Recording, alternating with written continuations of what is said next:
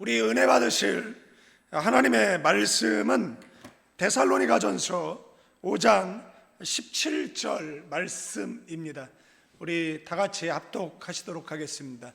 쉬지 말고 기도하라. 뭐 짧으니까 한 3번 반복할까요? 쉬지 말고 기도하라. 쉬지 말고 기도하라. 쉬지 말고 기도하라. 아멘. 오른손 높이 성경책 드시고 저를 따라 기도합니다. 이것은 나의 성경책입니다. 하나님께서 내게 주신 것입니다.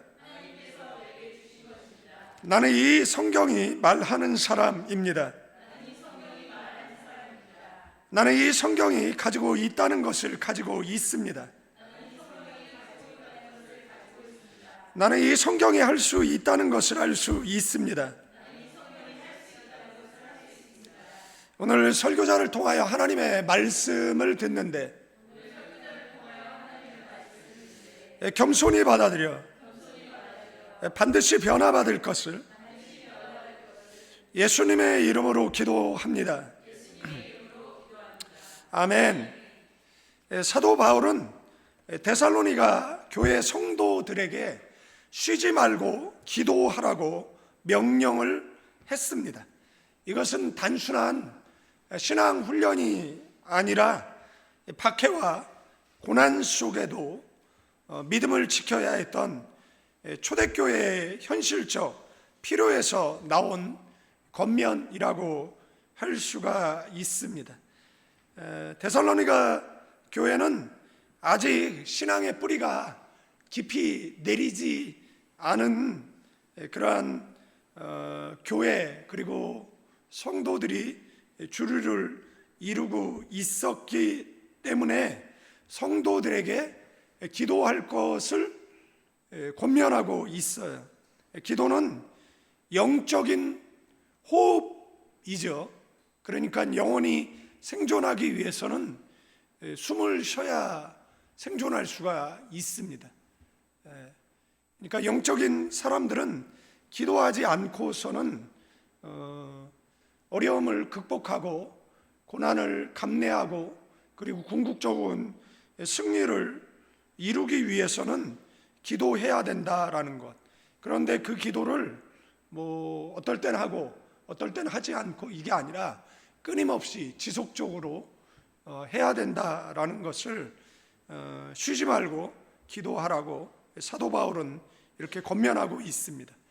이와 같은 기도의 강조는 다른 서신서에서도 우리가 발견하게 되어지는데 오늘 우리가 데살로니가전서라든지 골로새서라든지 이 빌립보서를 통해서 사도 바울이 기도를 권면하는 이 3가지의 내용을 뽑아서 우리가 사도 바울이 우리에게 어떻게 기도해야 되느냐라고 이야기했을 때 이 3개의 카테고리 안에 다 들어가는 것 같아서 이렇게 사도 바울의 기도 그리고 영적 전투에서 그 기도의 용사가 어떻게 기도해야 되는가에 대한 말씀을 나누기 위해서 우리가 데살로니가전서 5장 17절 그 다음에 골로새서 1장 9절에서 11절 그리고 빌립보서 1장 3절 5절 이 대표적인 구절들만 뽑아서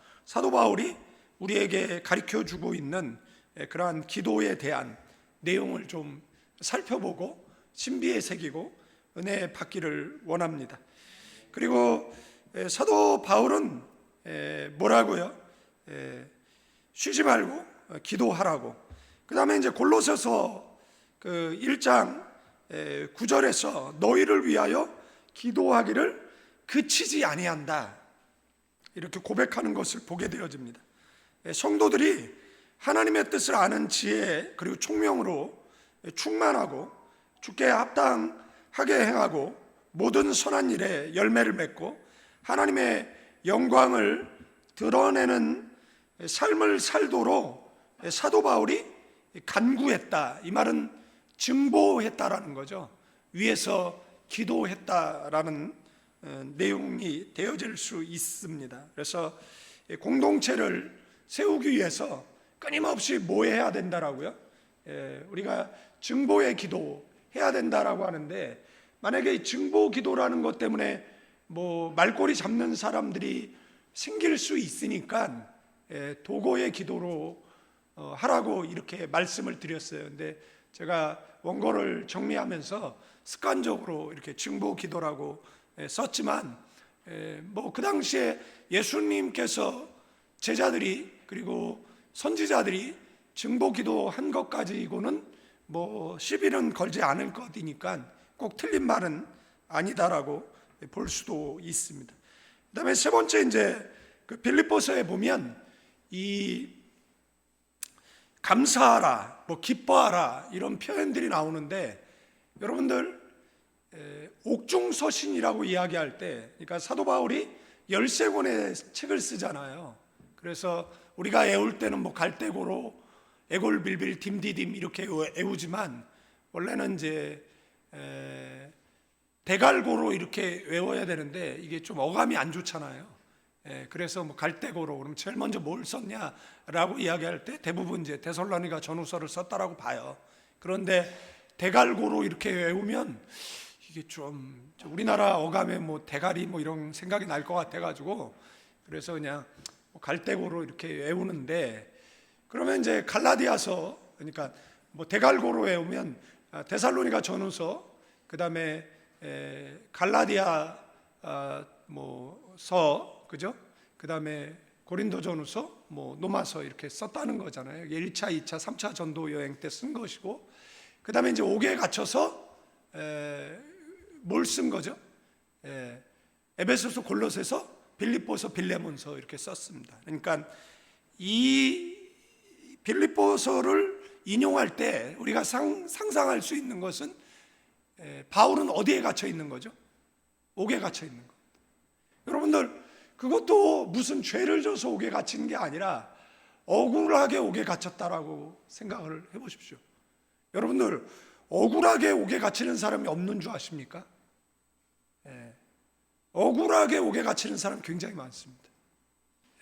요즘은 기소권까지 경찰에 넘어가 가지고 경찰들이 이제 진급을 위해 가지고 그 혐의를 씌우고 그래서 감옥에 가두는 뭐 그런 일이 뭐 많지는 않겠지만 그런 일, 그런 억울함을 호소하는 사람들이 굉장히 많다라고 이야기할 때 그에게 있어서 경찰은 져줄 거예요.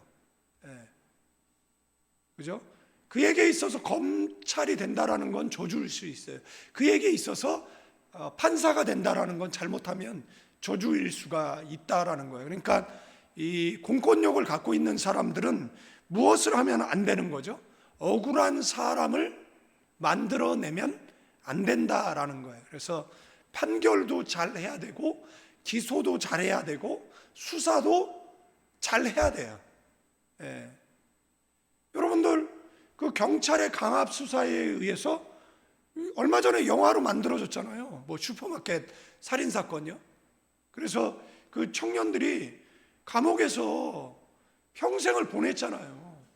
그거 배상받으면 무슨 소용이 있습니까? 국가가 당연히 배상하고 사과하고 그 다음에 그 경찰들은 직위 해제하고 그 검사, 판사 다 직위 해제해야죠.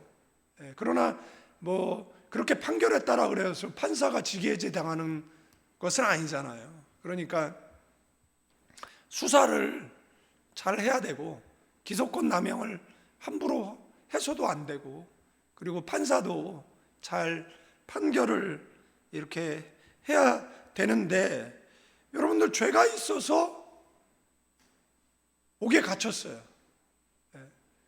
그러면 뭐가 억울해요? 그런데 죄가 없이 옥에 갇혔어요. 그러면 그거보다 억울한 게 어디 있습니까? 사람의 감정이라는 게 여러분들 사도 바울은 뭐 처음서부터 감사하고 처음서부터 기뻐할 수 있었던 것은 나도 이제 예수님의 흔적을 갖게 되었다라는 것이잖아요. 제가 아파가지고 뭐 이렇게 병원으로 후송되고 이랬을 때가 있었는데 전에 왔었던 우리 정영우 선교사님이 저한테 이렇게 얘기했거든요. 조 목사는 좋겠다. 그래서 제가 뭐가 좋아요? 이렇게 이제 약간 언짢은 심정으로 얘기를 했더니 그래도 그 선교지에서 생긴 병이잖아. 그러니까 흔적이잖아. 이렇게 얘기하다. 또 그 말 들어보니까 또 그 말이 또 맞는 것 같아. 그래요? 좋은 거죠. 그랬더니 난 그게 없어. 그래서 목사님도 선교지에서 아프기를 기도할게요. 이제 속으로만 뭐 얘기는 안 했는데, 복음 전하다가 옥에 갇히면 그게 슬퍼할 일도 아니고 오히려 감사한 일이죠. 나도 이제 복음 전하다가 그 예수님의 고난에 동참하게 되어졌구나. 그래서 사도 바울은 뭐 할 수 있었던 겁니까? 감사할 수 있었고, 그 다음에 뭐 할 수 있었습니까? 기뻐할 수 있었다라는 이야기를 하는 것이잖아요. 그러니까 필리포 감옥에서 원망하지 않고 오히려 감사했고, 기뻐했고, 그리고 뭐까지 했어요? 성도들을 위한 증보의 기도까지 할 수 있는 여유가 있었다라는 거예요. 제가 전에 말씀드렸잖아요. 한국에 와가지고 뭐 출국금지 돼가지고 강남금식기도원 가서 43일 금식하는데 얼마나 화가 나는지, 얼마나 억울하고 얼마나 막 그런지. 그래서 처음에는 분노할 때가 있잖아요. 분노. 인간의 감정이라는 것이 어떤 억울하게 누명을 쓰면 이렇게 분노하거든요. 분노. 그 다음에 이제 두 번째 감정이 뭐냐면 원망. 그 다음에 이제 세 번째 감정까지 오는데 시간이 굉장히 걸려요. 그 다음에 세 번째 감정이 뭐예요? 포기. 그 다음에 넘어서 무슨 감성이 일어났냐면, 그래서 이제 그래도 이 안에 이 사건 안에 뭐가 있을 거예요? 하나님의 뜻이 있겠지. 그냥 포기하고 감사 넘어 중간에 이런 감정이 들어요. 그 다음에 찾아오는 게 뭐죠? 이제 평강. 그 다음에 이제 뭐 감사, 이런 감정들이 이제 찾아오는 거예요. 그런데 여기까지 가는데요, 몇 개월이 걸려요. 그런데 사도 바울은 여기까지 오는데 몇 개월이 아니라 사도 바울은 바로 뭐 했습니까? 감사했어요. 사도 바울은 기뻐했고, 사도 바울은 오히려 연약한 교회들을 위해서 뭐 했습니까? 증보, 기도했고, 오히려 그런 교회들을 위해서 격려했던 것을 보게 되어지는데, 그래서 여기에 보면 이 사도 바울이 권면의 세 가지 차원으로 이해할 수 있는데, 첫째, 개인적 차원에서는 쉬지 않는 기도로 하나님과 연결된 삶을 살라라는 겁니다. 가끔 이제 오랜만에 전화 오는 사람들, 그러면 이제 한국에 와서는 이제 모르는 번호를 안 받잖아요. 그냥 일반 전화도 안 받거든요. 그러면 이제 안 받고, 그 다음에 이제 그 전화번호를 다시 쳐봐요. 그러면은 이제 뭐 이렇게 뭐죠? 스팸 뭐 이런 거 있잖아요. 확인이 되면 잘 안 받았다. 이제 뭐 3개월 동안 사용되지 않던 번호인데 이제 사용된다. 그러면 이제 뭐 표시가 나오잖아요. 스팸 전화면 뭐 이렇게 나오거든요. 그렇습니다. 그런데 오랜만에 이렇게 전화 오면 목소리도 음량 누군지 모르는 경우 있잖아요. 그래서 제가 전에 어떤 분이 전화 와가지고 목사님 그러길래 누구세요? 그러니까 저예요. 누구세요? 저 모르겠어요. 그래서 모르니까 누구세요? 이거 몇 번 반복했다. 이름 얘기하면 되잖아요. 그게 그렇게 어려운 건가요? 지금도 몰라, 끊어가지고. 아니 무슨 20곡에 내는 것도 아니고, 혹시 이 자리에 범인이 있으면 자수하면 좋을 것 같은데, 오랜만에 심지어는 딱 한 번 봤어. 그리고 정황 설명을 안 해주면 생각이 안 나는 사람들도 있어요. 뭐 SNS에서 뭐 친구가 됐지만 이 사람이 어떻게 친구가 됐는지를 몰라. 페이스북 친구가 한 5천 명 되잖아요. 그런데 이 사람하고 나하고 어떻게 친구인지를 몰라. 왜 알게 됐는지를 잘 몰라. 그런 사람들 있잖아요. 그런데 여러분 생각을 해보십시오. 하나님과 늘 교제하지 않아, 대화하지 않아. 그런데 사도 바울은 뭔 얘기하는가 하면 이 교제의 끈을 끊지 말라라는 거예요. 그래서 쉬지 말고 뭐 하라고요? 기도하라는 겁니다. 하나님과 계속 연결되어져 있어야죠. 아멘. 그래서 쉬지 말고 기도하라고 이야기한 겁니다. 그 다음에 이 공동체를 위한 뭐 끊임없이 뭐 하라고 그랬습니까? 증거기도 하라는 거잖아요. 여러분들, 이 교회가 내 교회, 아멘? 그잖아요. 이 교회가 내 교회, 여러분의 가정이 내 가정. 그러면 이 나라가 누구의 나라? 내 나라잖아요. 그러면 우리가 끊임없이 뭐 하는 거예요? 기도하는 거죠. 세우고. 예. 그런데 가족은 그렇게 하죠. 가족은. 그러나 가족이 아닌 사람들은 뭐예요? 에휴, 내 저렇게 젖장 날 줄 알았어. 예? 그러는 것이잖아요. 예. 그래서 저기 주인의식이 좀 있으면 가장 좋잖아요. 그러니까 교회에 나는 이 가나안 공동체의 주인이다, 이런 의식들을 갖고 위에서 뭐 하는 거죠? 증거하며 기도해야죠. 저를 위해서도 기도해야죠. 왜 기도하죠? 제가 설교를 하고 그것이 영혼의 양식이 되는 것이잖아요. 그러니까 설교를 잘해야겠습니까? 못해야겠습니까? 예? 잘해야 될 거 아니에요. 그러면 제가 설교를 잘 못하면 누구 책임이에요? 옆 사람에게. 네 책임다. 네가 기도를 안 해서. 예? 왜 동의를 안 하네? 뭐 표정들이 얼마나 더 기도해요? 뭐 이런 거예요? 그러니까 저도 기도 노트 가지고 기도해요. 이렇게 펴놓고 맨날 한 번도 빼놓지 않고. 예? 기도하잖아요. 그러니까 서로가 서로를 위해서 도고의 기도를 해야죠. 공동체를 위해서. 아멘. 예. 그 다음에 세 번째는 뭐예요? 어떤 고난, 환경, 제약 속에서도 감사의 기도를 드려야죠. 네. 그러니까 고난에는 뭐가 있습니까? 고난은 우리를 빛나게 하는 것, 고난은 우리를 정련하는 것, 고난은 우리를 정결케 하는 것이다라고 새벽 예배 때 설교하면서 계속 말씀을 드리는데, 고난은 변장하고 나타나는 축복이에요. 그런데 아세요? 그 고난이 뭐 상황하고 환경만 바뀌지 내용 똑같이 계속 맞닥뜨리는 거 아세요? 그러니까 제가 수년 전에 경험했던 거를 또 수년이 흘러서 경험하고 또 앞으로도 수년이 흘러서 경험을 해요. 그러니까 그때 그런 고난을 겪었을 때 이것을 뭐 하는 거죠? 반성하고 그 다음에 이런 일이 생기지 않도록 했으면 그 다음에 또 이런 고난이 생기질 않아요. 그런데 또 이것을 잘 처리 안 하고 세월을 보내면 사람만 바뀌어서 똑같은 고난을 이렇게 만나게 되어져 있어요. 또 세월이 흐르면 또 만나요. 제가 뭘 못하냐면 거절을 잘 못해요. 제가 누군가 뭘 부탁을 하면 이거를 그냥 딱 거절해야 되는데, 제가 신분이 목사잖아요. 그러니까 잘 거절을 못해요. 그래서 이것으로 인해서 진짜 남의 빚도 한 10년 갚았고, 정말 인생 살아가면서 물질 연단도 지지리 받았고, 그 다음에 그냥 좋은 게 좋은 거니까 이렇게 뭘 계약을 할 때도 이 중국 사람들 비즈니스 할 때 별로 문제가 안 나거든요. 근데 한국 사람들은 동업하면 꼭 문제가 나요. 이유가 뭔지 아세요? 중국 사람들은요, 요일 사장도 가능해요.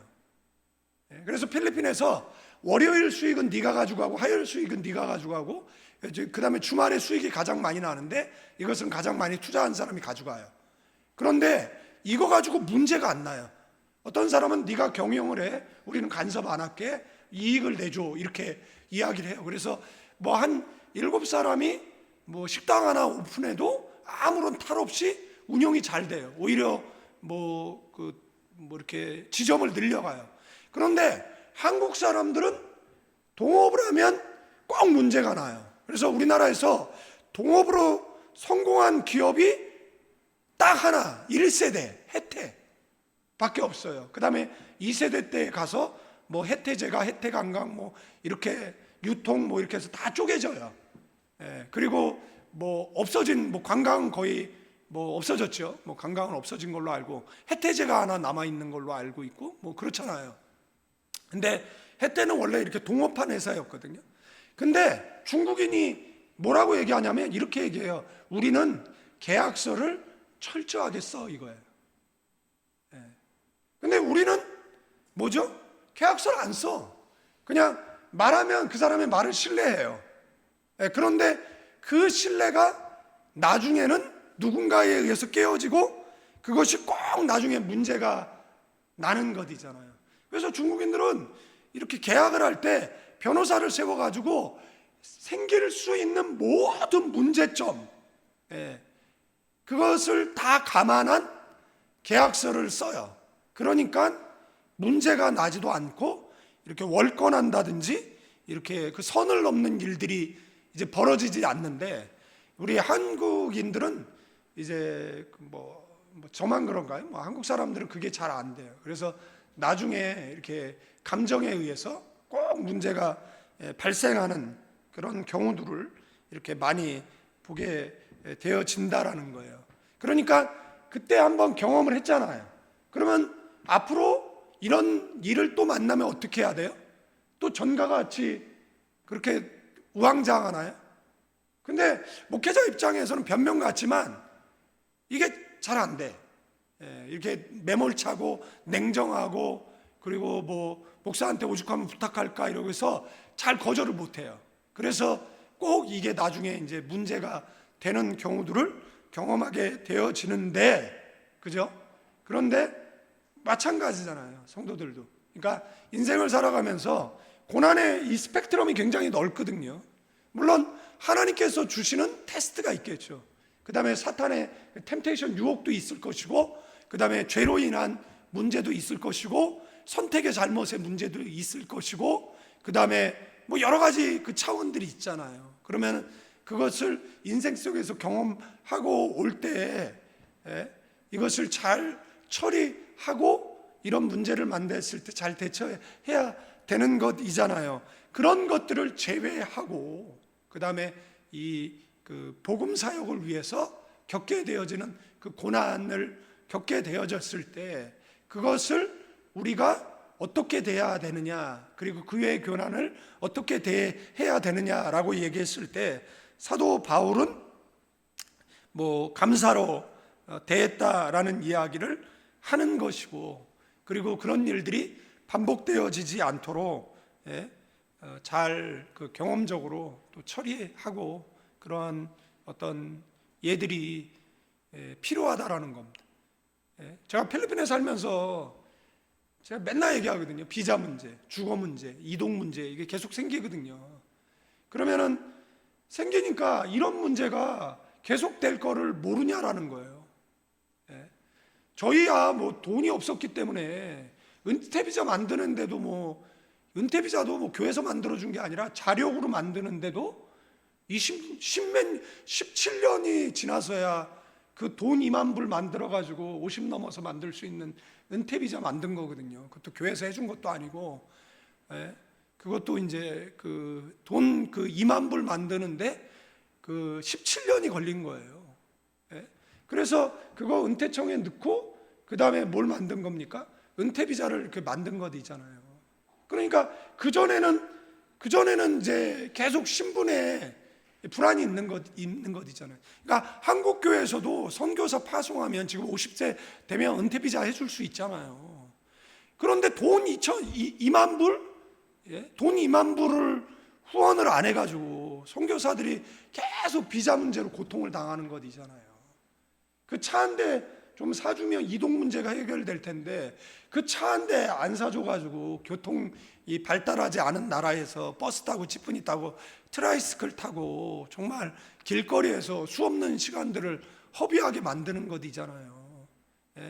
그 빈부격차가 심하면 강도 도적 많은데, 그래서 선교사님 도적 들었다가 몸싸움하다가 사망하는 사고까지 발생을 하는 것이잖아요. 주거는 좀 선교지 한복판이 아니라 좀 안정된 곳으로 주거지를 옮겨줘야 되는데 그거를 안 하잖아요. 그러면서 그분들 정말 힘들게 이렇게 하는 것이잖아요. 그러면은 이제 우리도 경험했기 때문에 오는 후배들한테는 이야기하거든요. 그냥 무턱대고 오지 말아라. 교회는 뭐 잘못하면 후원을 바로 끊어버리니까 개인 후원자를 최소한 300명 만들어라. 그냥 한 달에 10,000원씩만 계좌 이체해달라고 얘기해라. 2년은 정말 끊지 않고 해달라고 이야기해라. 그러면은 후원해주는 교회 선교비와 그 다음에 개인 후원을 받아야 선교 사역을 할 수 있다. 뭐 이런 이야기를 해주거든요. 그런데 그냥 뭐 자신 있죠.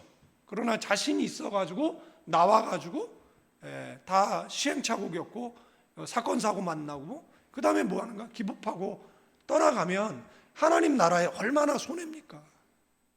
그러니까 그런 시행착오를 선배들이 경험했으면 후배들은 경험하면 안 되잖아요. 그죠? 그러니까 우리가 인생 살아갈 때 인생을 먼저 경험한 멘토들이 있잖아요.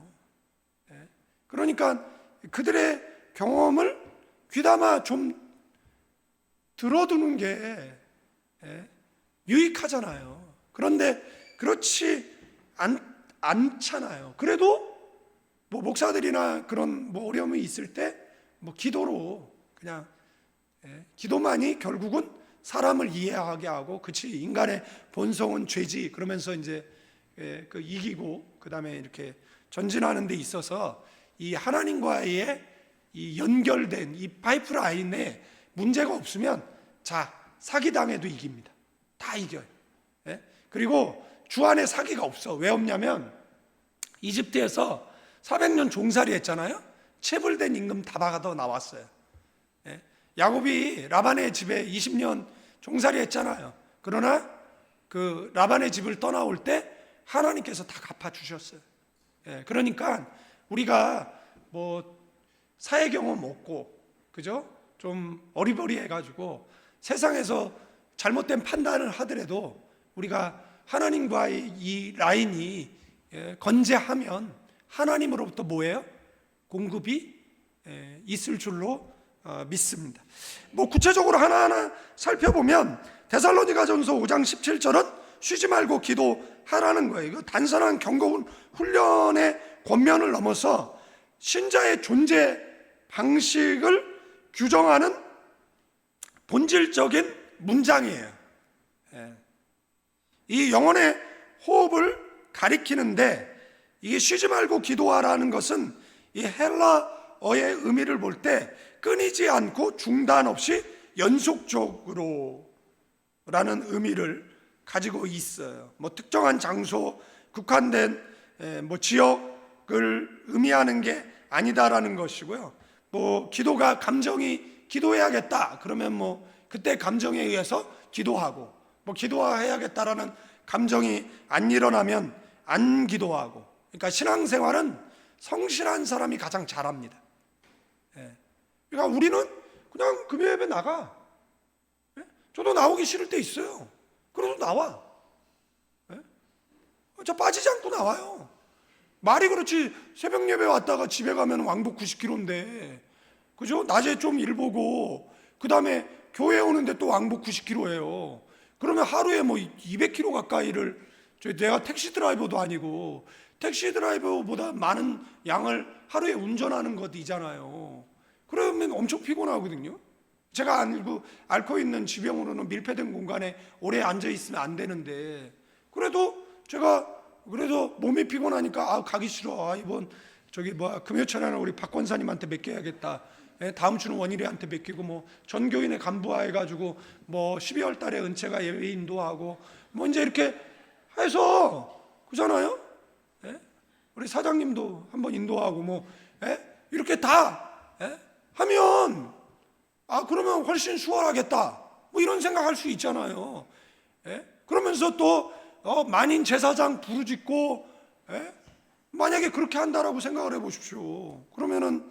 그런데 아세요? 성경은 어떤 사람을 쓰냐면 성실한 사람 씁니다. 그래서 신앙생활에, 여러분들 회사에서도 직원 어떤 사람 쓰죠? 늘 지각하고 늘 불성실하고 이런 사람 누가 씁니까? 아무도 안 써요. 누굴 쓰냐면 성실한 사람 써요. 성실한 사람. 자, 보세요. 그래서 이 쉬지 말고 기도하라는 것은 끊이지 않고 중단 없이 뭐예요? 연속적으로 뭐 감정이 일어날 때만 기도하고 안 일어나면 안 하고 이게 아니에요. 습관적으로 기도의 시간에 기도하는 겁니다. 습관적으로 예배의 시간에 꾸준하게 지속적으로 기도해야 된다라는 이야기를, 마치 뭐예요? 호흡을 하듯이. 호흡을 멈출 수 없잖아요. 그래서 영적으로 살아가기 위해서는 우리는 뭐를 멈출 수 없다? 기도를 멈출 수 없다. 옆 사람에게 기도 안 하면 죽습니다. 그 다음에 이제 두 번째 사용되어진 동사가 기도하다, 요구하다, 하나님을 부르다라는 것은 명령어예요. 이것은 해도 되고 안 해도 되는 것이 아니라 반드시 순종해야 될 하나님의 명령이라는 거예요. 그러니까 쉬지 말고 기도하라는 것은 누구의 명령이에요? 하나님의 명령이에요. 사도 바울의 검면이 아니에요. 하나님의 명령이라는 겁니다. 기도하지 않으면 영적으로 무방비 상태가 되는 겁니다. 우리나라 전쟁이 6.25 주일날 벌어졌잖아요. 여러분들 그때 전군의 휴가령 내린 거 아십니까? 그래서 군대를 먼저 무력화시킨 거잖아요. 그리고 새벽을 기해서 남침한 것이잖아요. 그 휴가 나와 있던 군인들이 부대로 복귀하는 그 시간에 서울은 이미 점령이 된 것이잖아요. 우리가 영적으로 어떻게 하고 있어야 돼요? 무장하고 있어야죠. 무장을 어떻게 하는 겁니까? 기도하는 게 무장하는 거예요. 구원의 투구, 의의 흉배, 진리의 허리띠, 복음으로 예비한 신, 믿음의 방패, 성령의 검, 그 다음에 이 모든 것들 위해 기도. 아멘. 그러니까 기도는 뭐 하는 겁니까? 완전 무장하는 거예요. 그래서 쉬지 않고 기도하는 것은 영적 전쟁에서 병사가 결코 내려놓을 수 없는 무기와 방패 같은 것이다라는 것. 그래서 기도는 성도의 생존의 유일한 길, 그러니까 영적 생존의 유일한 길이 뭐냐라고 얘기했을 때 기도라고 성경은 우리에게 말씀해 주고, 그 다음에 데살로니가 전서 5장은 쉬지 말고 기도하라고 말씀해 주고 있는 줄로 믿습니다. 이것에 대해서 뭐 계속 반복적인 설명이기 때문에 또 설명을 드리지 않겠지만 나누어 드린 교환 읽어보시면 좋을 것 같고요. 결론적으로 말씀드리면 쉬지 말고 기도하라는 말씀은 단순한 반복 행위를 강조하는 것이 아니에요. 성도의 존재 방식을 규정하는 명령이라는 것. 기도는 영적인 호흡이고 신자의 생명줄이고 하나님과 연결된 가장 기본적이고 본질적인 신앙의 자세라는 것을 성경이 증언해주고, 그러면 오늘 우리에게 자문자답해야겠죠. 나는 어떤 기도 습관으로 나의 일상을 하나님께 연결하고 있는가, 하나님과 연결되어 있는가, 하나님 하면 하나님께서 내 아들아 말씀하시는가. 여러분들, 제 딸이 어디 가서 세미나를 듣는 거예요. 무슨 세미나라면 아버지 음성 듣는 방법. 웃기지 않아요? 자식이 부모의 음성을 몰라가지고 뭐 하나님의 음성 듣는 법? 이런 세미나를 왜 들어야 되는 거죠? 제 딸이, 제가 어디 목사님 요즘 뭐 하세요? 그러니까 요즘 학원 다녀요. 그래서 무슨 학원 다니시는데요? 6개월 속성 코스로요 제 딸의 음성을 듣는 법을 배우러 다녀요. 이것처럼 웃긴 말이 어디 있습니까? 여러분도 옛날 우리 어머니들이 학원 다녔습니까? 무슨 하나님의 음성 듣는 법 세미나를 다녔습니까? 아니에요. 그분들은 기도했어요. 그리고 하나님은 그분들에게 말씀하셨어요. 그런데 어디 세미나를 들으니까 은채의 목소리는 중저음에, 그건 제 목소리 중저음 아닌데 막 그렇게 강의를 들었어요. 그래서 은채가 아빠 그런, 이거 중저음 아니야, 뭔가 날카로워, 이거 은채 아니야, 이런 겁니까?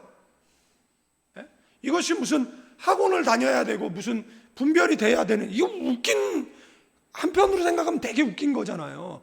근데 왜 이런 시대가 됐느냐라고 이야기했을 때 성도들이 기도를 너무 안 하다 보니까 이제 속성 컷으로 뭘 들으려고 하는 거예요? 하나님의 음성을 들으려고 하는 거예요. 그런데 우리의 부모의 세대들은 그렇게 학원 다니지 않았습니다. 그렇게 세미나 듣지 않았어요. 그냥 기도했어요. 그러면 하나님께서 말씀하셨어요. 그러나 그분들은 1시간 기도했고 1시간 성경 읽었어요. 그리고 1시간 전도했어요. 그래서 신앙이 지정의의 균형, 밸런스를 이루고 있었어요. 예? 여러분도 어떤 사람들은 기도 정말 많이 합니다. 그래서 미친 신자, 광신자 많이 양성했습니다.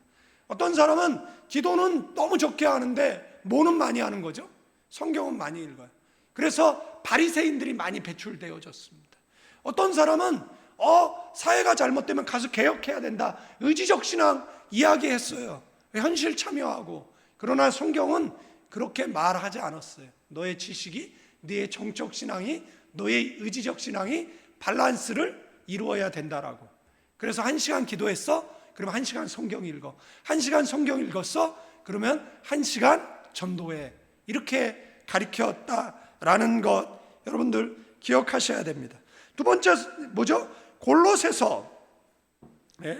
화날 때 읽는 성경이라고 누가 농담으로 그러더라고요. 임신 안 될 때 에베소서를 읽으라고 누가 이야기를 하는 것을 들었어요. 그냥 이런 얘기하면 좀 웃어주면 분위기 좋아질 텐데 좀 왜 썰렁한 이야기를 하고 앉아있지 이러면 또 어려워지는데, 골로새서 1장 9절 11절 다 같이 읽어볼까요? 네. 이로써 우리도 듣던 날부터 너희를 위하여 기도하기를 그치지 아니하고 구하노니 너희로 하여금 모든 신령한 지혜와 총명의 하나님의 뜻을 아는 것으로 채우게 하시고 주께 합당하게 행하여 범사에 기쁘시게 하고 모든 선한 일에 열매를 맺게 하시며 하나님을 아는 것에 자라게 하시고 그의 영광의 힘을 따라 모든 능력으로 능하게 하시며 기쁨으로 모든 견딤과 오래 참음에 이르게 하시고. 내용을 보면 딱 뭐죠? 증보기도죠. 도고의 기도죠. 골로새 교인들을 위한 사도 바울의 그 염원, 바람, 그 모든 것들이 기도 속에 담겨져 있잖아요. 그래서 9절에 보면 너희를 위하여 기도하기를 그치지 않는다. 이 개인적인 문제 해결을 위한 게 아니잖아요. 사도 바울은 개인적으로 문제가 많았어요. 지병이 있었어요. 고난이 있었어요. 억울한 누명이 있었어요. 매맞음이 있었어요. 파선이 있었어요. 강도의 위협이 있었어요. 산의 위협이 있었어요. 동족의 위험이 있었어요. 이방의 위험이 있었어요. 정말 40에 그 한 대를 가만 40대 때리면 죽을까봐 39대 매질을 3번을 당했고 태장을 당했고 죽은 줄 알고 성 밖에 던져지고 버려진 적도 있었어요. 여러분들 그 정도 되면 골병이 들었을 거예요. 사도 바울이 골병이 들었을 겁니다. 그런데 그 문제를 놓고 기도하지 않았잖아요. 사도 바울은 그 문제를 놓고 기도하지 않고 뭘 위해서 기도했습니까? 교회를 위해서 기도했어요. 성도를 위해서 기도했다라는 것이잖아요. 저도 저희 교회 교인들 제 기도하죠. 그러나 새벽에는 30분 금요철야 때 1시간 기도하기 위해서는 성도들 위한 기도를 해야 돼요. 그러니까 제 기도할 수 있는 시간은 1, 2분밖에 채 되지 않습니다. 그거 일일이 보면서 읽으면서 그 다음에 기도를 하고 이렇게 가잖아요. 그러니까 여러분들도 제가 절 위해서 기도를 못 하잖아요. 그리고 제가 절 위해서 좀 낯간지럽게 기도하기도 좀 그렇잖아요. 그러니까 여러분들이 절 위해서 기도를 많이 해줘야죠. 아멘 하면 참 좋겠구만 진짜 확.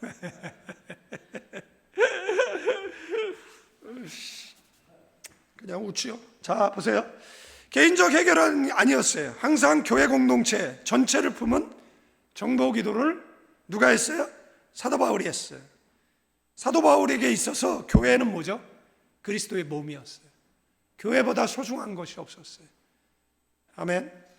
교회 성도들이야말로 영적 전투 최전선에 서 있는 군사들이라는 인식 때문에 사도 바울은 그들을 위해서 도고의 기도를 드렸어요. 형식적으로 기도하지 않았어요. 집중해서, 몰입해서 구체적으로 기도했어요. 말씀을 보니까 뭘 기도했습니까? 첫 번째, 성도들이 하나님의 뜻을 아는 지혜와 총명으로 충만하기를 구했다라는 거예요. 제가 말씀드렸잖아요. 성도들이 하나님과 친밀해져 가지고, 여러분들 엄마 목소리 모르세요? 아버지 목소리 모릅니까? 남편 목소리 모르세요? 여보 나야 그런데 누구시죠? 아 나야 그런데 제 남편 목소리가 아닌 것 같은데요. 이러는 사람은 없잖아요. 자식이 엄마 그러는데, 그러니까 엄마 그러는데 보이스피싱에 넘어가는 거 보면 잘 모르는 것 같긴 해. 네 딸을 납치했다, 몸값 빨리 보내라, 뭐 이런 거 뭐 한다면서요. 그러니까는 목소리 모르는 것 같기도 하는데, 요즘은 AI가 목소리도 만들어내잖아요. 제가 AI에다가 제 목소리를 넣어봤어요. 그리고 난 원고를 줘봤어요. 읽어보라고. 처음에는 제 목소리로 녹음하는 것이잖아요. 그런데 약간 서툴기는 하지만 제 목소리야. 내 목소리보다 약간 좋아. 그래가지고 앞으로 설교는 걔를 시킬까? 그러니까 제가 설교하면은 제가 가끔 이게 목이 그잖아요. 그러니까 얘를 시켜야겠다. 얘한테 그 제 설교 읽지 말고 얘한테 설교 온 거를 주고 예보를 읽혀야겠다, 이 생각이 들더라고요. 그래가지고 제 목소리랑 비슷해요. 그러니까 제가 문장 문안 얼마 안 읽었거든요. A4 용지 한 반장 정도 읽었는데 그거를 제 목소리 똑같이 내더라고요. 이 뭐라 그러죠? 이 높낮이만 좀 차이가 있을 뿐 거의 비슷해요. 그러니까 이제는 뭐 그런 시대인데, 뭐 그래서 이제 모를 수 있다 그러지만, 여러분들 우리 안에 뭐 AI가 작동해 가지고 하나님의 음성을 분별합니까? 그건 아니잖아요. 그러니까 그것은 하나님과 친밀의 문제잖아요. 그러니까 사도 바울이 뜻을 아는 지혜, 총명이 충만하기를 원한다라는 것은 무슨 의미일까요? 그것은 하나님과 연결되어져 있는 이 라인에 뭐가 없으면 좋겠어요? 단절이 없고 많은 기도가 올려지고 많은 응답이 내려지는 이 관계. 아멘. 그러니까 점점 친해지는 관계 있잖아요. 그런 관계였으면 참 좋겠다라고 사도 바울이 말하는 것이잖아요. 이게 뭐 지식으로 체득된 게 아니라 경험적으로 알아지는 것을 이야기하는 것이잖아요. 예수 믿는 거 받은 증거 많다라는 찬양의 가사처럼 예수 믿으면서 뭐가 많아야 돼요? 체험이 많아야죠. 기도했는데 응답이 많아야죠. 여러분들 징계 중에 가장 무서운 징계가 뭔 줄 아세요? 침묵이에요. 아무리 기도해도 응답이 없는 거예요. 잘못을 해도 하나님의 채찍이 없다라고 생각을 해보십시오. 하나님의 분노도 없고 환냄도 없고 하나님의 큰 소리침도 없고. 여러분들 자녀에게 아무리 말해도 처 안 들어. 그러면 어떻게 합니까? 그래, 네 마음대로 살아라. 되도록이면 집에서 나가서 오지 말아라. 만약에 그러면 그 무관심이잖아요. 뭐 죽었든지 살렸다든지. 제가 필리핀에서 사망사고가 나잖아요. 그러면 이제 시신을 냉동실에 넣고 그 다음에 이제 한국의 대사관을 통해서 연고자를 찾습니다. 그러면 연고자에게 연락이 돼가지고 그 다음에 필리핀으로 오기까지 뭐 빠르면 한 15일 정도 냉동 보관을 하는 거예요. 그런데 이분들이 와서 이런 이야기를 하는 거예요. 안 오려고 했다는 거예요. 이 자식 다시는 안 보려고 했다. 뭐 이런 거예요. 다시는 안 보려고 했다. 그래서 이거 교회장으로 좀 치러드릴까요? 이분이 뭐 교회를 자주 나오는 분은 아닌데 그래도 안면 있는 분이니까 뭐 치러드릴까요? 필요 없습니다. 영안실에 들어갔는데 얘 여기 왜 멍들었어요? 얘는 여기는 왜 그래요? 영사가 보다가 뛰쳐나갔어요. 왜냐하면 영안실에 생각을 해보십시오. 그 해동하기 위해서 시신이 그 주변에 6-7명이 시신이 있는 거예요. 이 앞에 이 사람은 그래도 앞면을 봤으니까 이 사람 시신, 너머의 시신, 그 앞에 애기 탯줄 메고 있는 시신, 이쪽에 여자 시신 뭐 이렇게 막 있는데 거기서 이제 그냥 영사 도와주러 갔다가 붙잡혀가지고 30분 동안 여기는 왜 멍들었어요? 여기는 왜 이래요? 그걸 내가 어떻게 알아요? 근데 말을 못했어요. 왜냐하면 이 사람 내가 나중에 그러더라고요. 목사님 죄송했습니다. 정신이 없었습니다. 정신이 없었습니다. 나중에 필리핀에 오면 꼭 찾아뵙겠습니다. 안 와.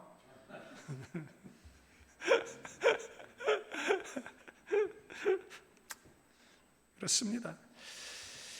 두 번째는 뭐냐면 10절 말씀해 보니까 성도들이 주께 합당하게 행하고 하나님을 기쁘시게 하는 삶을 살기를 위해서 기도했습니다. 저도 이렇게 이름 써놓고 옛날에 알던 애들 기도하거든요. 지금 신앙 잃어버린 애들 기도하거든요. 그럼 제가 꼭 기도하는 거, 하나님 얘네 이러다 망합니다. 하나님 얘네 이러다 망합니다. 저도 얘네 청년의 인생을 살아봤고 뭔가 대단한 것을 이룰 줄 알았고 그냥 뭐 내 뜻한 대로 뭐든지 다 될 줄 알았는데 막상 취업 전선에 나가보니까 취직하는 것 하나, 학교 가는 거 하나, 유학 가는 거 하나, 내 뜻대로 원하는 대로 되는 게 하나도 없어요. 그때 깨닫는 건 뭐냐면 전적인 무능이에요. 그때 깨닫는 거는 부모에 대한 이해였어요. 그때 깨닫는 것은 야, 인생이 녹록한 것이 아니었구나. 자신감 갖고 사는 게 아니었구나. 그나마 예수 믿으니까 어려움 돌파하고, 여러분들 예수 믿으면요 인생의 기회가 굉장히 많이 주어집니다. 여러분들 생각해 보십시오. 제가 목사가 안 됐다라면 그렇게 많은 해외를 어떻게 가겠습니까? 제가 목사가 아니었다라면 그렇게 어떻게 대접을 받고 존경을 받고 살아갔겠습니까? 제가 목사가 아니었다라면 그런 생각할 때가 굉장히 많거든요. 성도들도 마찬가지거든요. 여러분도 우리나라 89년도에 여행 자유화 됐어요. 그 전에 자유총연맹 가가지고 소양교육 받고 영어도 배우고, 그 다음에 해외에서 한국인이 친절하면 무조건 간첩으로 의심해라 배우고, 그 다음에 거기서 그 교육 받았다 이 필증 가지고 제출해야 단기 여권 나온 거잖아요. 그리고 그 당시 그 전에 사람들은 해외로 달러 100불 들고 나갔습니다. 더 못 갖고 나갔어요. 그런데 여러분들 생각을 해보십시오.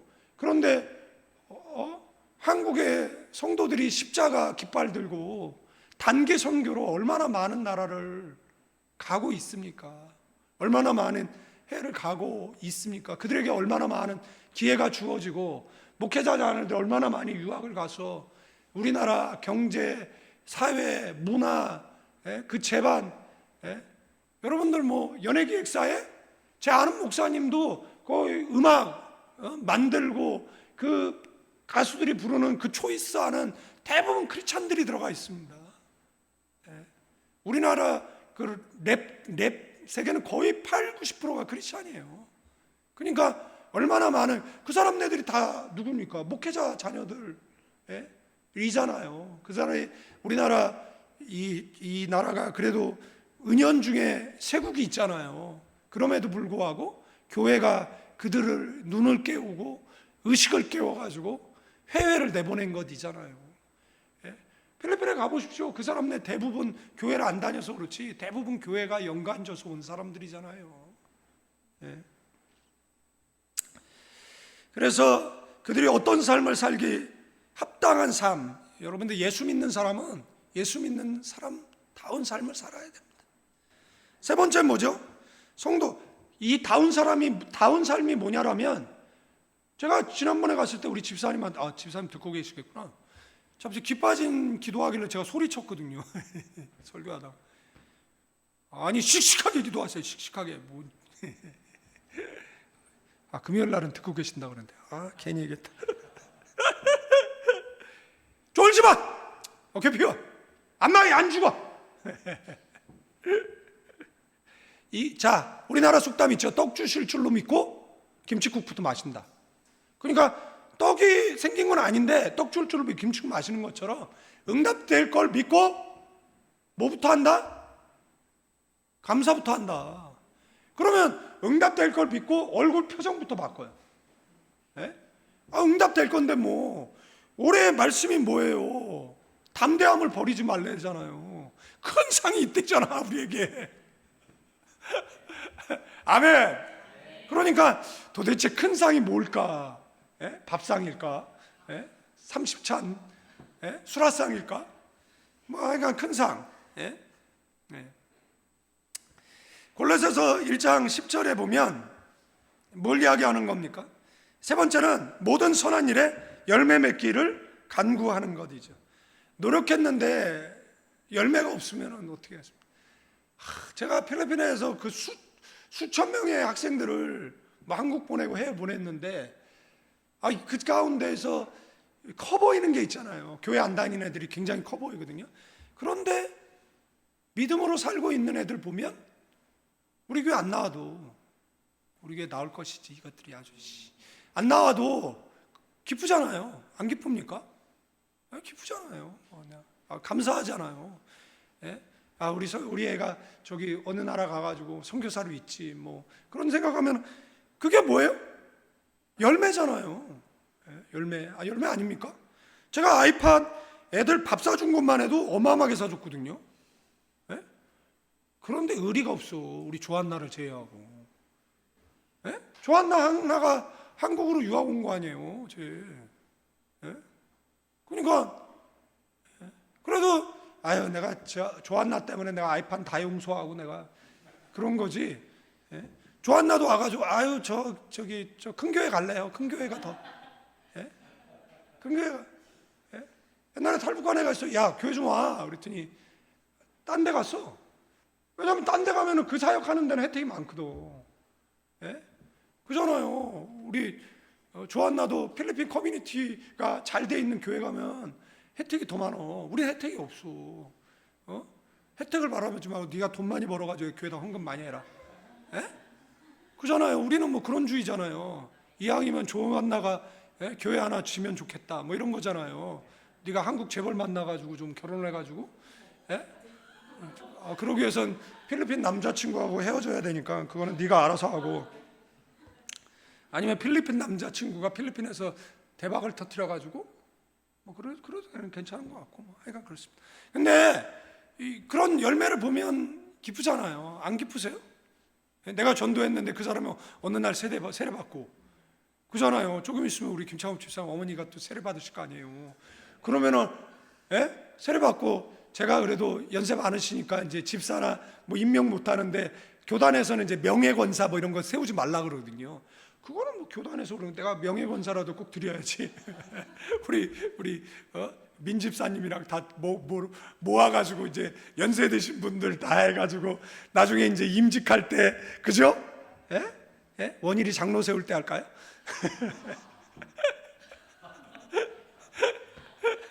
언제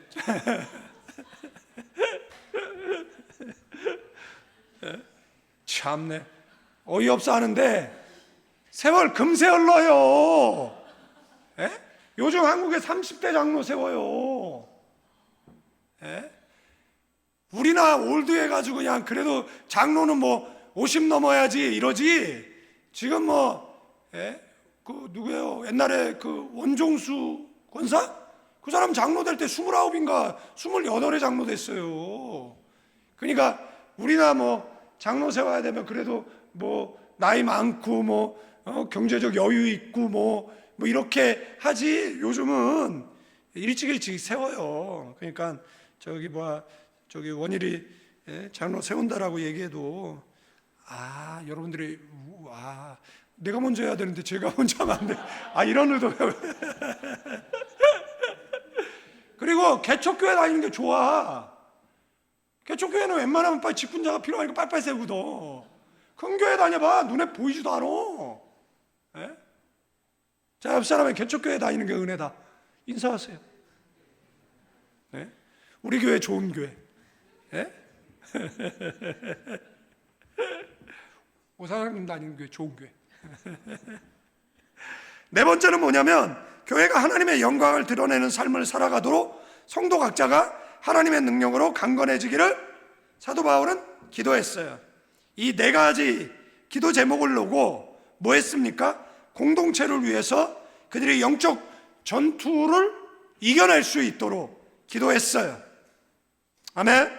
여러분들도 이 네 가지의 기도의 제목을 놓고 기도하는, 아멘, 저와 여러분 돼야 될 줄로 믿습니다. 이렇게 기도할 때 그 기도는 그들의 울타리가 되어질 겁니다. 이 기도가 그들의 방어선이 되어질 것입니다. 이 기도가 그들이 잠시 기도를 놓치고 있는 그 순간에, 여러분들 기도가 제일 먼저 생각나야 되는데 어떤 문제에 함몰되어져서 미처 기도가 생각나지 않을 때, 여러분들 제가 어떤 시험에 빠져서 그 억울함에 미처 기도보다는 원망이 튀어나올 때 성도들이 저를 위하여 증보해서 기도해 주는 것이 뭐가 된다고요?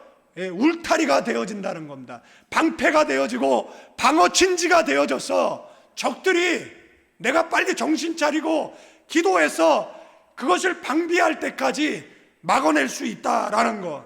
그래서 우리에게 많은 친구가 있어야 되는데, 어떤 친구요? 기도하는 친구. 제 친구들이 이렇게 단톡에 있잖아요. 그 동창 애들이.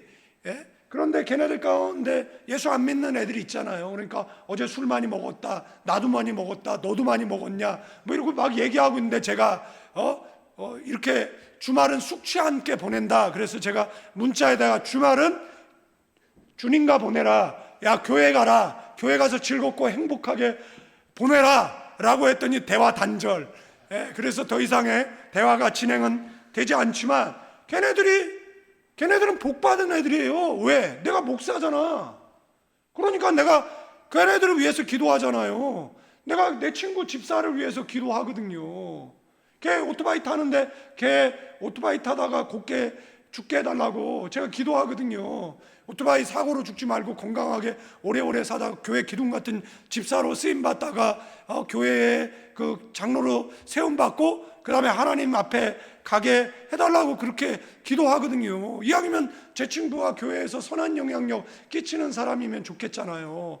제 친구 탕자 애들이 천부의 의지 없어서 손들고 옵니다 라고 가까운 교회 나오게 해달라고 제가 기도하는 것이잖아요. 제 기도가 걔네 울타리가 되어지는 거고 방패가 되어지는 것이고, 여러분들 술 먹고 잘못해서 운전대 잡아가지고 얼마나 많은 사고가 납니까? 그럴 때 제 기도가 걔네 귓가에 내성빙력처럼 들려서 운전대 잡으면 안 돼 라고 들릴 수도 있잖아요. 이렇게 살면 안 돼 라고 말할 수도 있는 것이잖아요. 그러니까 증거의 기도는 너무 중요해요. 철없는 자녀를 위해서도 기도하시고 부모를 위해서도 기도하시고, 그리고 오늘 이 말씀을 대할 때 나는 교회를 위해서 기도의 자리에 얼마나 서고 있는가를 묻고 답하시는 저와 여러분들 되어지기를 축원드립니다.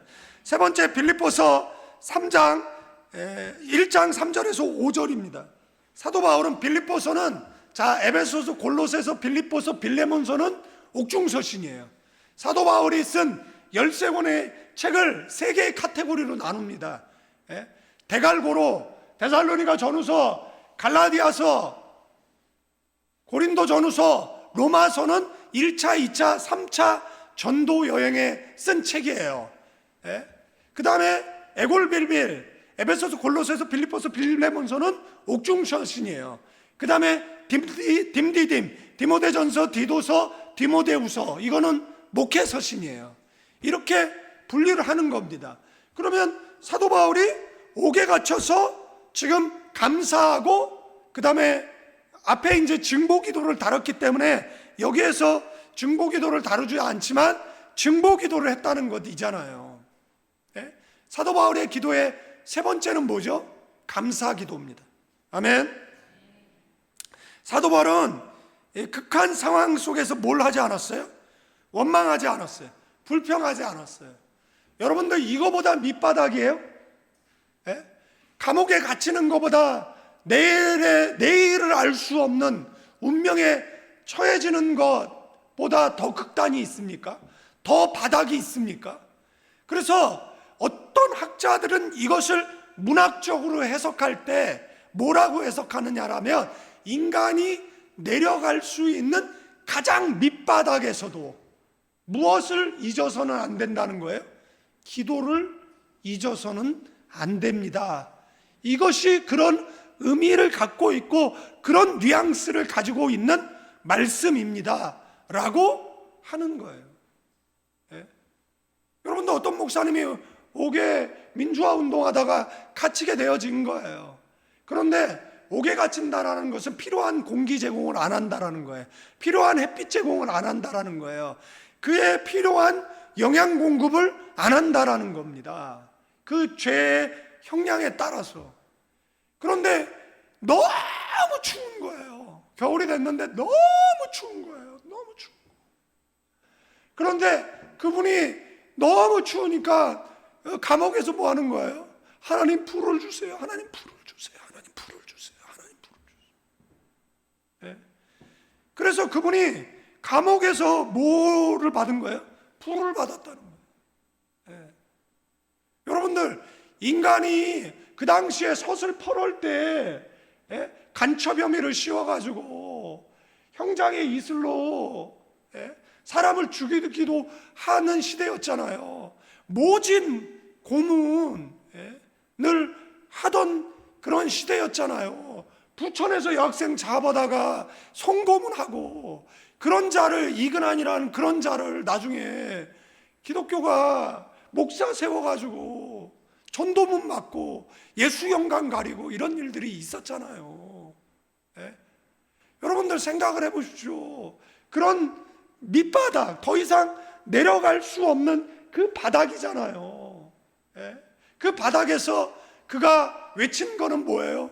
하나님 너무 추워요. 하나님 너무 추워요. 하나님 너무 추워요. 그런데 성경을 읽다 보니까 불이라는 단어가 나와서 하나님 불 주세요. 불 주세요. 불 주세요라고 하다가 뭐예요? 불을 받았다라는 이야기를 들은 적이 있어요. 그래서 이 말씀을 문학적으로 표현할 때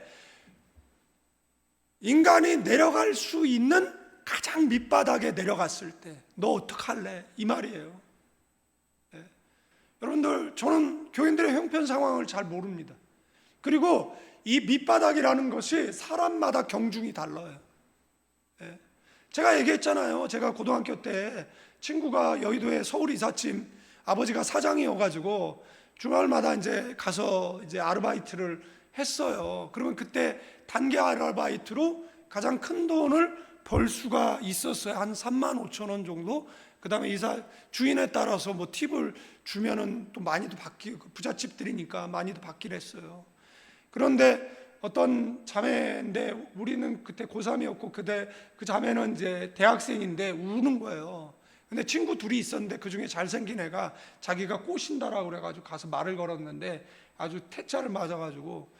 근데 저는 그냥 야 모도를 나무는 오르지 마. 그리고 네가 지금 뭐 차려입고 하는 것도 아니고 쟤 봤을 때 저 부잣집애가 여기 와가지고 이삿짐 나르려는 온전한 눈빛을 보겠냐?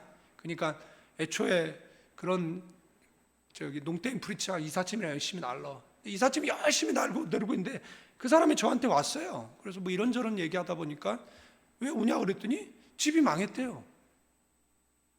그래서 그 집이 60평짜리 2개 터서 사는 집인데 망해가지고 이사를 갔어요. 수석만 뭐 트럭으로 한 트럭이니까 이사를 갔는데 45평짜리 2개 터서 사는 집으로 이사를 갔어요. 그래서 몇 평 망한 거죠? 30평 망한 거예요. 그 자매가 저한테 죽고 싶다 그랬거든요. 그래도 누나야 힘을 내고 살아요. 뭐 이 또한 지나갑니다. 뭐 이런 논조로 얘기했던 것 같아요. 그랬더니 저한테 위로를 받는다 어쩐다 저쩐다 그랬던 것 같은데, 그러니까 달라요. 그 사람의 밑바닥은 어디예요? 지금 90평 아파트로 집이 이상한 게 밑바닥이에요. 그러니까 이게 달라요, 이게. 그러니까 우리는 이렇게 얘기하죠. 우리는 꼰대의 기질이 있잖아요. 이 그까짓 거 가지고 이제 뭐 하고 있어 이제 뭐 이러는 거잖아요. 근데 어떤 사람은 그게 밑바닥이에요. 근데 성경은 뭐라고요? 그때 너 기도하냐는 거예요. 그때 너 감사하냐는 거예요. 너가 그렇게 바닥에 이렇게 떨어졌을 때, 왜냐하면 그때 감사해야 뭘 할 수 있어요? 이길 수 있습니다. 그때 감사해야 뭘 할 수 있어요? 돌파할 수 있습니다. 제가 이렇게 설교를 디디하게 하죠. 네, 이렇게 시간 간 줄 몰랐네요. 제가 좀 나머지는 여러분들이 그 원고를 읽고 스스로 은혜를 받으시면 좋을 것 같습니다. 왜냐하면 제가 말을 너무 디디하게 해가지고 제가 지금 시간을 너무 많이 가서 우리가 기도할 수 있는 시간이 굉장히 짧아졌어요. 제가 원고는 꼭 30분 쓰거든요. 그런데 제가 이렇게 디디해서, 제가 옛날에 말이 굉장히 빨랐는데 몸이 아프면서 이렇게 말을 디디하고 나이가 들면서 노파심에 꼰대 기질이 발달해가지고 그냥 다 이해되는데 이해를 못할까봐 또 설명하고, 그리고 또 제가 언제 죽을지 몰라가지고 이왕이면 잔소리 할 거 다 하고 가자 뭐 이런 주의를 해가지고 좀 얘기가 잘 갔는데, 이 말이 뭐라고요? 여러분들이 떨어질 수 있는 가장 밑바닥에 떨어졌을 때 너 기도할 수 있냐 이거예요. 만약에 그 자리에 지금 있다라면 지금 사도 바울이 뭐 하라는 거예요? 기도하라는 거예요. 기도의 한 발 전진은 뭐죠? 감사하라는 거예요. 그 속에는 뭐가 있어요? 하나님의 숨은 뜻이 있다라는 겁니다. 이것은 너를 정련하는 것이고, 이것은 너를 깨끗게 하는 것이고, 이것이 결국 너를 빛나게 할 것이다라는 거예요. 아멘. 성경이 그것을 우리에게 말씀해 주고 있는 줄로 믿습니다. 이 세 가지 끊임없이 기도하고, 공동체를 위한 증거에 기도하고, 고난 중에 감사하는 기도는 오늘 우리에게 기도의 본질이 무엇인지를, 또 어떤 방향으로 나아가야 하는지를 가르쳐 줍니다. 사도 바울의 기도는 하나님과 끊임없이 교제하는 것이고, 교회를 세우기 위해 증거하는 것이고, 정말 내가 더 이상 떨어질 수 없는 그 밑바닥에 떨어졌을 때 너는 기도할 수 있느냐라는 질문에 기도하고 있습니다. 그리고 거기서 한 발 더 전진해서 너 감사했으면 좋겠다. 여러분들, 제가 전에 말씀드렸잖아요. 그 참전 화장품 사장님께서 약사법 위반으로 도망자 신세가 되고 결국에는 옥에도 가는, 그런데 절로 도망갔는데 절에서 몰산 이런 그런 것에 전도제 하나가 나온 거예요. 이제 문제 해결을 위해서는, 이제 문제가 있는 사람은 다 내게로 오라 뭐 이런 문구였나 뭐 이런 거였을 거예요. 그래서 이분이 그걸 보고 문제 해결하기 위해서 교회를 찾은 거잖아요. 그러다가 예수님을 만나게 되어지고, 이제는 그 참전 화장품을 그렇게 성장시키고 발전시키고 기독교 내에서 선한 영향력을 끼칠 수 있는 사람이 된 것이잖아요.